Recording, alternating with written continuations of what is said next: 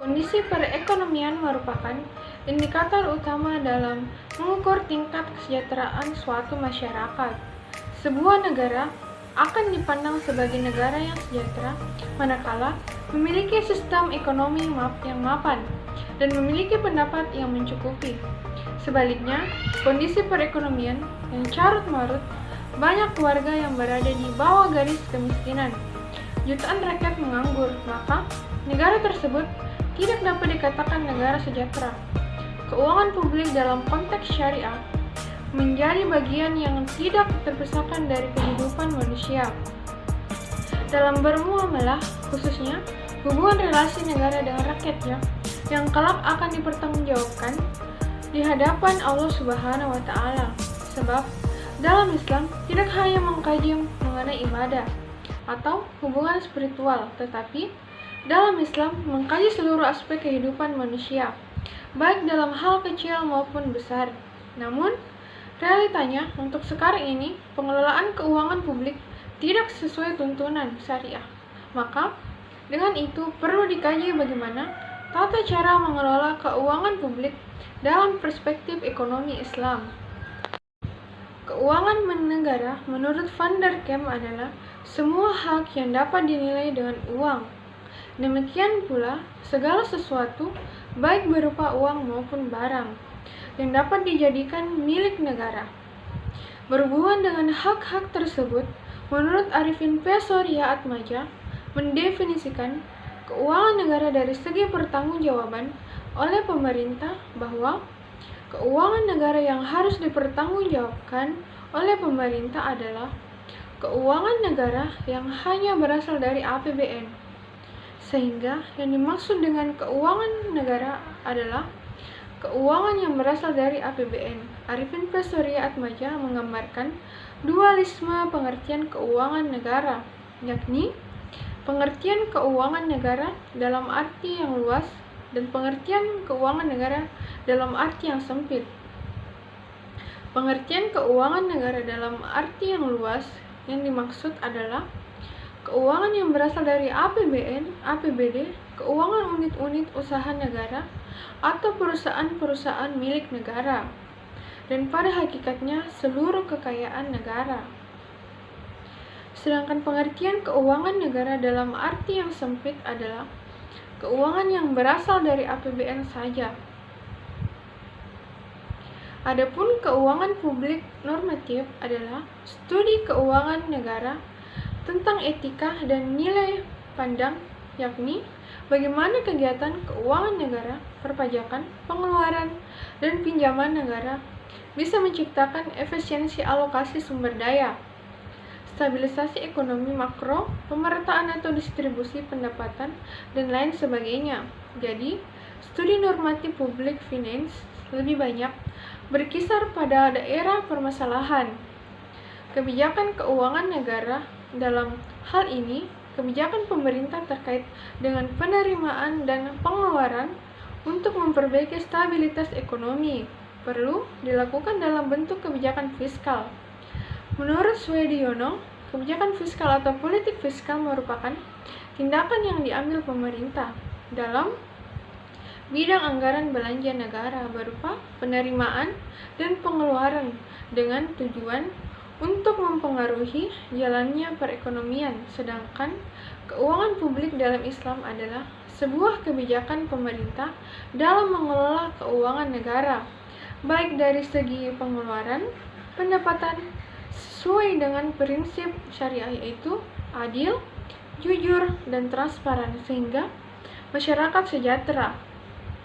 Ekonomi secara umum didefinisikan sebagai hal yang mempelajari aktivitas manusia dalam menggunakan sumber daya yang langka untuk memproduksi barang dan jasa yang dibutuhkan manusia. Menurut Caprah, ekonomi Islam adalah sebuah pengetahuan yang membantu upaya realisasi kebahagiaan manusia melalui alokasi dan distribusi sumber daya yang terbatas yang berada dalam koridor yang mengacu pada pengajaran Islam tanpa memberikan kebebasan individu atau tanpa perilaku makro ekonomi yang berkesinambungan dan tanpa ketidakseimbangan. lingkungan. Dari uraian di atas dapat diartikan bahwa ekonomi ialah suatu aktivitas manusia dalam menggunakan sumber daya untuk memproduksi barang dan jasa sesuai dengan prinsip Islam. Adapun prinsip ekonomi Islam yaitu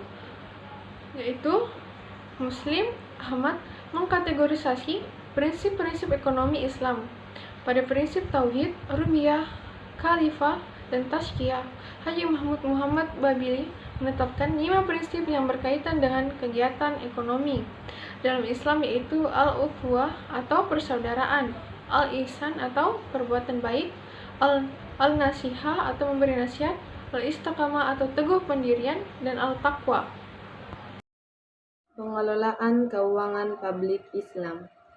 Menurut Muhammad Syi'a ul-Haq, dengan judul Pengelolaan Keuangan Publik sangat diperhatikan karena membicarakan masalah kemasalahan umat serta dengan pengelolaan keuangan publik yang maksimal, maka akan dapat membawa mencapai tujuan hidup masyarakat adalah kemakmuran atau kesejahteraan. Dapat dilihat dari sudut pandang historis dalam pengelolaan keuangan publik pada periode Umar bin Abdul Aziz. Pada masa Umar bin Abdul Aziz adalah pengelolaan keuangan publik dengan baik hingga sulit ditemukan oleh orang miskin atau penerima zakat. Salah satu kunci kesuksesan Umar bin Abdul Aziz dalam menjalankan roda pemerintahannya adalah sinerginya dengan para ulama. Kesuksesan kebijakan yang dilakukan oleh Umar bin Abdul Aziz adalah mengembalikan hak-hak rakyat yang pernah diambil oleh pejabat secara zalim, menetuskan ekonomi bebas terikat, perhatian Umar dalam bidang pertanian, menghapuskan pajak yang memberatkan, membangun fasilitas umum.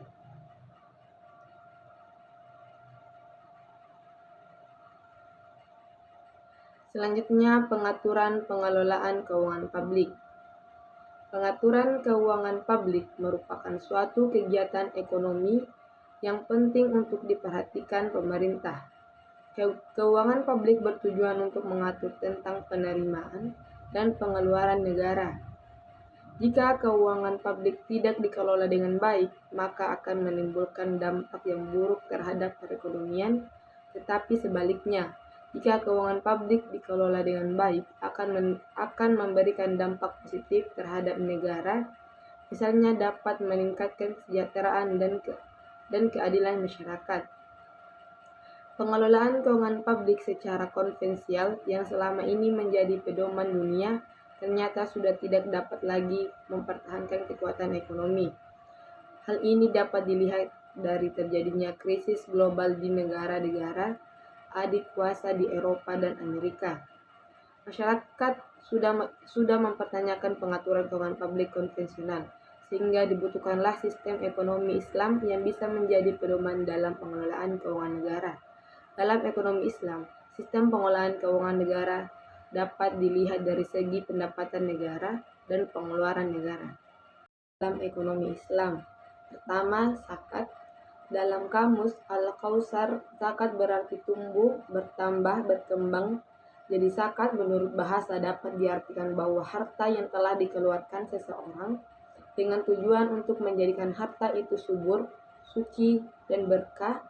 Zakat itu merupakan ketentuan yang wajib diberikan umat muslim kepada mustahik zakat jika sudah mencapai haul dan nisab.